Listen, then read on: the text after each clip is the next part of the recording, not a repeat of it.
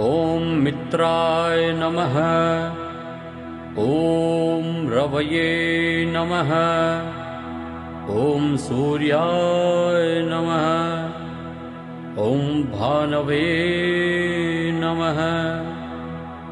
ॐ खगाय नमः। ॐ पूष्णे नमः। ॐ हिरण्यगर्भाय नमः। ॐ मरीचये नमः। ॐ आदित्याय नमः। ॐ सवित्रे नमः। ॐ अर्काय नमः।